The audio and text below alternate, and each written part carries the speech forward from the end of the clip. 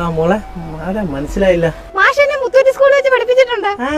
സുഖാണോ? ആ സുഖമായിട്ടിരിക്കുന്നു മാഷേ. മോളെ ഞാൻ ഈ അഡ്രസ് തപ്പി വന്നതാ, ഒന്ന് പറഞ്ഞു തരുവോ? ആ ഞാൻ പറഞ്ഞുതരാം മാഷേ, ഇത് എനിക്ക് അറിയാമല്ലോ.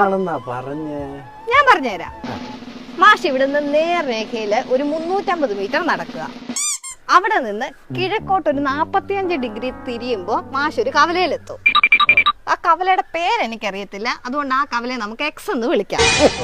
ആ കവലയിൽ നിന്ന് 2 വഴികളുണ്ട് സാമാന്തരികമായി, ഒരു വൈയും ഒരു സെഡും. അതിൽ ഇസഡ് എന്ന വഴിയിൽ കൂടെ ഒരു 2 മിനിറ്റ് നടന്നു കഴിയുമ്പോഴത്തേനും ലംബമായി നടക്കണേ. ലംബമായി നടന്നു കഴിയുമ്പോഴത്തേനും സാറൊരു സമഭുജ സാമാന്തരികത്തിലെത്തും.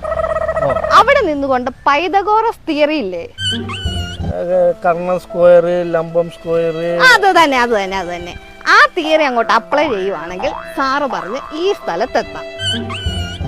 പിന്നെ സാറ് നടക്കുമ്പോൾ ഒരു ആവറേജ് സ്പീഡ് അങ്ങോട്ട് മെയിൻറ്റെയിൻ ചെയ്തുകൊണ്ട് നടക്കുവാണെന്നുണ്ടെങ്കിൽ സൂര്യൻ ഉച്ചസ്ഥായിയിൽ എത്തുന്നതിന് മുമ്പ് സാറിന് ഉദ്ദിഷ്ട സ്ഥലത്തെത്താം. അത് മനസ്സിലായില്ല.